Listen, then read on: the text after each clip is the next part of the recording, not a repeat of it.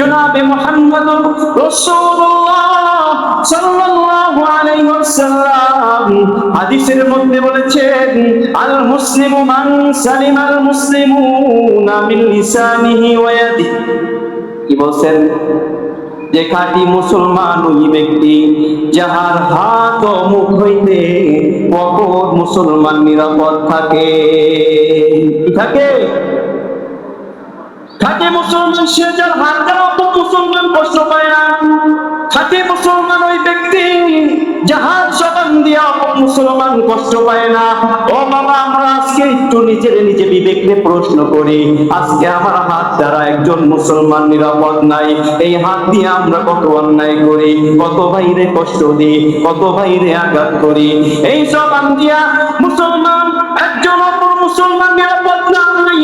এই জবান দিয়া অপর মুসলমানদের গালি দেয়, আছে কি নাই? এই জবান দিয়া আরেক মুসলমানদের গালি দেয়, আরেক মুসলমানের দুশ্চর্চা করে, আরেক মুসলমানের নামে গীবাত করে, চায়ের দোকানে পয়সা মাতবাড়ি দেখায় আর গীবাত করে। গীবাত করা কেমন অপরাধ?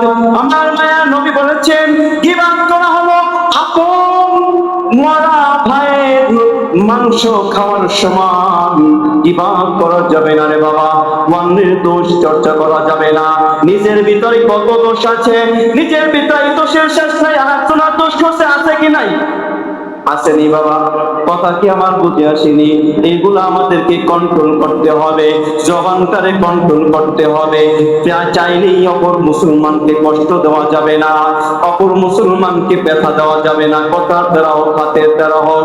এই দুইটা জিনিস যদি আমি আপনি কন্ট্রোল করতে পারি, ও আমার বাবার চিরারে, ও আমার যুবক ভাইরা রে, ও আমার ছোট ছোট স্নেহের ভাইরা, আমরা কখনো এই হাত আর মুখ দিয়ে অপর মুসলমানদেরকে কষ্ট দিব না। আমার দয়ার নবী বলেছেন, লা ইয়াদখুলুল জান্নাতা জাসাদুন বুদিয়া বিল হারাম। হারাম ভক্ষণকারী শরীর বেহেশতে যাবে না। যার ভিতরে বিন্দু পরিমাণ হারাম থাকবে, তার ইবাদত আল্লাহর কাছে যাবে না, আর তার দেহটা জাহান্নামের মধ্যে যাবে, জান্নাতে যাবে না।